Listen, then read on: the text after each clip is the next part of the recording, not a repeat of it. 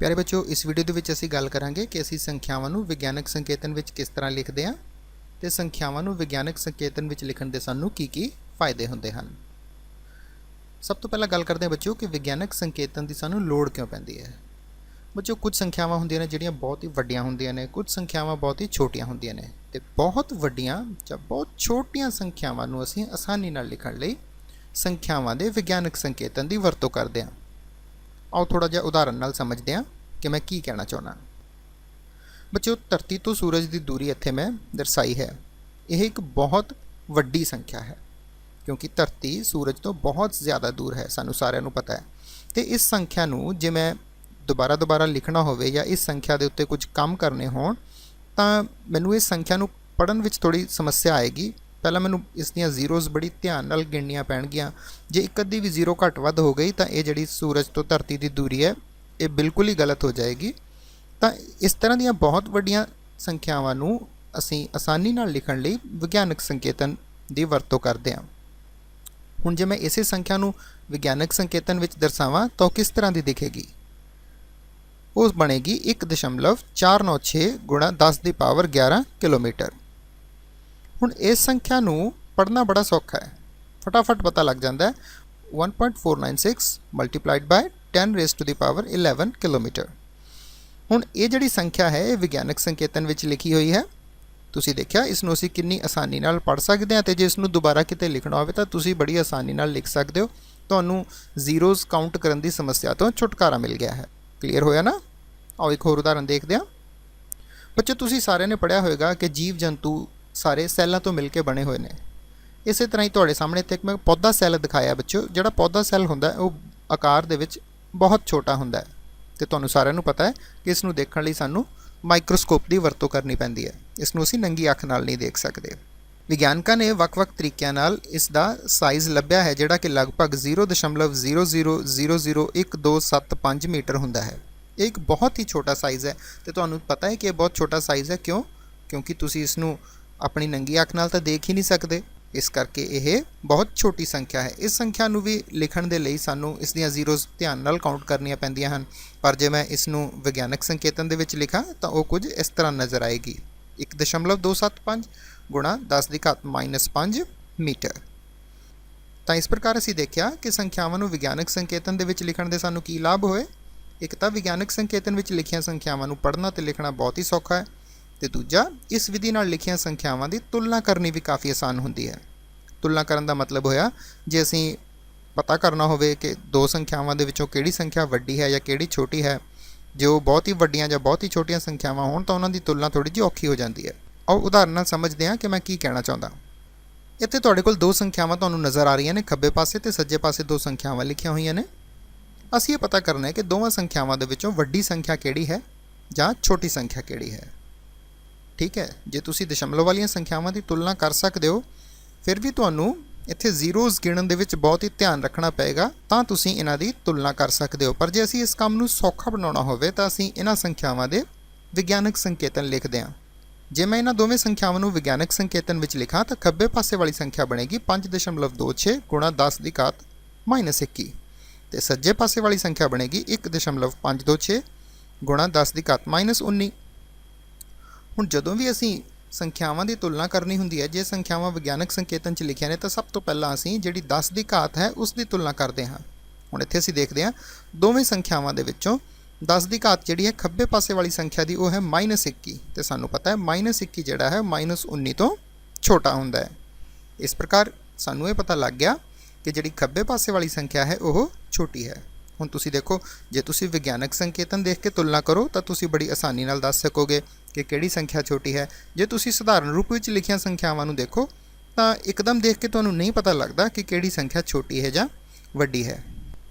इस प्रकार असीं देखिया कि जे संख्यावां विग्यानक संकेतन विच लिखियां होईयां हन तो उन्हां दी तुलना करनी बहुत ही सौखी है। तो इत्थे खब्बे पासे वाली संख्या जिहड़ी है छोटी हो गई। तो इस प्रकार असीं बड़ी आसानी नाल ये निर्णय दे सकते हैं कि ये दो संख्यावां दे विचों खब्बे पासे वाली संख्या छोटी है। आओ एक होर उदाहरण लैंदे हां। हुण तुहाडे कोले दो होर संख्यावां दित्तियां होईयां ने, तुसीं इन्हां विच देखना है कि दोवें संख्यावां विचों किहड़ी वड्डी है किहड़ी छोटी है। ਇੱਥੇ ਵੀ ਦੇਖੋ, ਸਿੱਧਾ ਦੇਖ ਕੇ ਸਾਨੂੰ ਫਟਾਫਟ ਪਤਾ ਨਹੀਂ ਲੱਗਦਾ ਵੀ ਦੋਵਾਂ ਸੰਖਿਆਵਾਂ ਦੇ ਵਿੱਚੋਂ ਕਿਹੜੀ ਸੰਖਿਆ ਵੱਡੀ ਹੈ ਜਾਂ ਛੋਟੀ ਹੈ। ਤੇ ਜੇ ਇਹਨਾਂ ਸੰਖਿਆਵਾਂ ਨੂੰ ਮੈਂ ਵਿਗਿਆਨਕ ਸੰਕੇਤਨ ਦੇ ਰੂਪ ਵਿੱਚ ਲਿਖ ਲਵਾਂ ਇਸ ਤਰ੍ਹਾਂ, ਤਾਂ ਤੁਸੀਂ ਬੜੀ ਆਸਾਨੀ ਨਾਲ ਦੱਸ ਸਕੋਗੇ। ਹੁਣ ਤੁਸੀਂ ਦੇਖੋ ਕਿ ਦੋਵੇਂ ਸੰਖਿਆਵਾਂ ਦੇ ਵਿਗਿਆਨਕ ਸੰਕੇਤਨ ਦੇ ਵਿੱਚ 10 ਦੀ ਘਾਤ ਕਿਹੜੀ ਸੰਖਿਆ ਦੀ ਜ਼ਿਆਦਾ ਹੈ? ਬਿਲਕੁਲ ਖੱਬੇ ਪਾਸੇ ਵਾਲੀ ਸੰਖਿਆ ਵਿੱਚ 10 ਦੀ ਘਾਤ 22 ਹੈ, ਇਹ ਜ਼ਿਆਦਾ ਹੈ, ਤੇ ਸੱਜੇ ਪਾਸੇ ਵਾਲੀ ਸੰਖਿਆ ਵਿੱਚ 10 ਦੀ ਘਾਤ 21 ਹੈ, ਇਹ ਘੱਟ ਹੈ। ਤਾਂ ਜਿੱਥੇ 10 ਦੀ ਘਾਤ ਜ਼ਿਆਦਾ ਹੋਏਗੀ ਉਹ ਸੰਖਿਆ ਵੱਡੀ ਹੋਏਗੀ।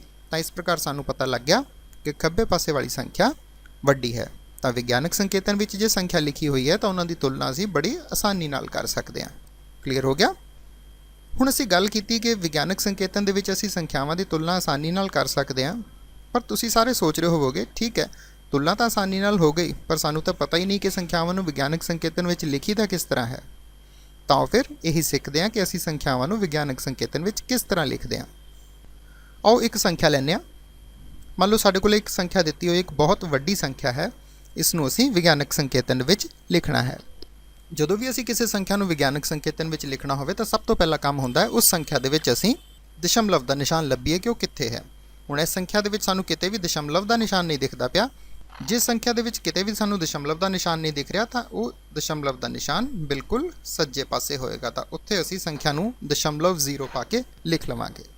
ਹੁਣ ਅਸੀਂ ਕਰਨਾ ਕੀ ਹੈ? ਹੁਣ ਅਸੀਂ ਦਸ਼ਮਲਵ ਨੂੰ ਇਸ ਤਰ੍ਹਾਂ ਮੂਵ ਕਰਨਾ ਹੈ ਕਿ ਦਸ਼ਮਲਵ ਦੇ ਖੱਬੇ ਪਾਸੇ ਸਿਰਫ ਇੱਕ ਅੰਕ ਬਚੇ, ਅਸੀਂ ਦਸ਼ਮਲਵ ਨੂੰ ਉਨੇ ਸਥਾਨ ਮੂਵ ਕਰਦੇ ਹਾਂ।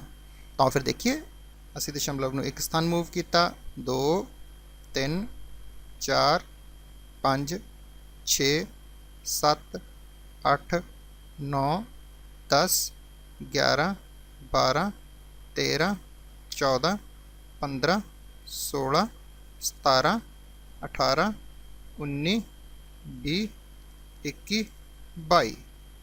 मैं दशमलव ਨੂੰ ਇੱਥੇ ਲਿਆ ਕੇ ਰੋਕਾਂਗਾ।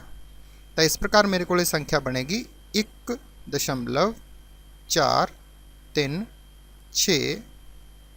ਤੇ ਮੈਂ ਦਸ਼ਮਲਵ ਕਿੰਨੇ ਸਥਾਨ ਚੱਲਿਆ ਹਾਂ? ਮੈਂ ਦਸ਼ਮਲਵ ਚੱਲਿਆ ਹਾਂ 22 ਸਥਾਨ, ਤਾਂ 10 ਦੀ ਘਾਤ ਬਣੇਗੀ 22। ਹੁਣ ਜੇ ਅਸੀਂ ਸੱਜੇ ਤੋਂ ਖੱਬੇ ਪਾਸੇ ਵਾਲੇ ਨੂੰ ਦਸ਼ਮਲਵ ਨੂੰ ਲੈ ਕੇ ਜਾਂਦੇ ਹਾਂ ਤਾਂ ਜਿਹੜੀ 10 ਦੀ ਘਾਤ ਹੈ ਉਹ ਧਨਾਤਮਕ ਹੁੰਦੀ ਹੈ। ਤਾਂ ਇਸ ਪ੍ਰਕਾਰ ਜਿਹੜੀ ਇਹ ਸਾਡੇ ਕੋਲ ਦਿੱਤੀ ਹੋਈ ਸੰਖਿਆ ਸੀ, ਇਸ ਦਾ ਵਿਗਿਆਨਕ ਸੰਕੇਤਨ ਹੋਇਆ 1.436 ਗੁਣਾ 10 ਦੀ ਘਾਤ 22। ਅਸੀਂ ਧਿਆਨ ਇਹ ਰੱਖਣਾ ਹੈ ਕਿ ਜਿੱਥੇ ਵੀ ਅਸੀਂ ਦਸ਼ਮਲਵ ਲਿਆ ਕੇ ਰੋਕਣਾ ਹੈ ਉਸ ਦੇ ਖੱਬੇ ਪਾਸੇ ਇੱਕ ਅੰਕ ਹੋਣਾ ਚਾਹੀਦਾ ਹੈ ਤੇ ਉਹ ਅੰਕ 0 ਨਹੀਂ ਹੋਣਾ ਚਾਹੀਦਾ। ਬਸ ਇਸ ਪ੍ਰਕਾਰ ਅਸੀਂ ਬੜੀ ਆਸਾਨੀ ਨਾਲ ਕਿਸੇ ਵੀ ਸੰਖਿਆ ਦਾ ਵਿਗਿਆਨਕ ਸੰਕੇਤਨ ਲਿਖ ਸਕਦੇ ਹਾਂ। ਆਓ ਇੱਕ ਹੋਰ ਉਦਾਹਰਨ ਦੇਖਦੇ ਹਾਂ। ਹੁਣ ਇੱਥੇ ਇੱਕ ਸੰਖਿਆ ਤੁਹਾਨੂੰ ਨਜ਼ਰ ਆ ਰਹੀ ਹੈ, ਅਸੀਂ ਇਸ ਸੰਖਿਆ ਦਾ ਵਿਗਿਆਨਕ ਸੰਕੇਤਨ ਲਿਖਣਾ ਹੈ। ਇੱਥੇ ਵੀ ਸਾਨੂੰ ਦਸ਼ਮਲਵ ਦਾ ਨਿਸ਼ਾਨ ਕਿਤੇ ਨਹੀਂ ਨਜ਼ਰ ਆ ਰਿਹਾ, ਤਾਂ ਅਸੀਂ ਸਭ ਤੋਂ ਪਹਿਲਾਂ ਕੀ ਕਰਦੇ ਹਾਂ, ਦਸ਼ਮਲਵ ਲਗਾਵਾਂਗੇ ਬਿਲਕੁਲ ਸੱਜੇ ਪਾਸੇ ਤੇ ਉਸ ਤੋਂ ਬਾਅਦ ਇੱਕ 0 ਆਪਣੇ ਕੋਲੋਂ ਲਗਾ ਦੇਵਾਂਗੇ। ਹੁਣ ਅਸੀਂ ਇਸ ਦਸ਼ਮਲਵ ਨੂੰ ਮੂਵ ਕਰਾਂਗੇ ਤੇ ਅਸੀਂ ਦਸ਼ਮਲਵ ਕਿਹੜੇ ਤੋਂ ਕਿਹੜੇ ਪਾਸੇ ਨੂੰ ਲੈ ਕੇ ਜਾਣਾ ਹੈ? ਅਸੀਂ ਦਸ਼ਮਲਵ ਸੱਜੇ ਤੋਂ ਖੱਬੇ ਪਾਸੇ ਨੂੰ ਲੈ ਕੇ ਜਾਣਾ ਹੈ। ਤਾਂ ਅਸੀਂ ਇਹ ਧਿਆਨ ਰੱਖਾਂਗੇ ਕਿ ਜਿੰਨੇ ਸਥਾਨ ਅਸੀਂ ਦਸ਼ਮਲਵ ਨੂੰ ਮੂਵ ਕਰਾਂਗੇ 10 ਦੀ ਘਾਤ ਉਨੇ ਹੀ ਅੰਕ ਧਨਾਤਮਕ ਸੰਖਿਆ ਹੋ ਜਾਏਗੀ। ਤਾਂ ਚਲੋ ਫਿਰ ਦਸ਼ਮਲਵ ਨੂੰ ਮੂਵ ਕਰਨਾ ਸ਼ੁਰੂ ਕਰਦੇ ਹਾਂ।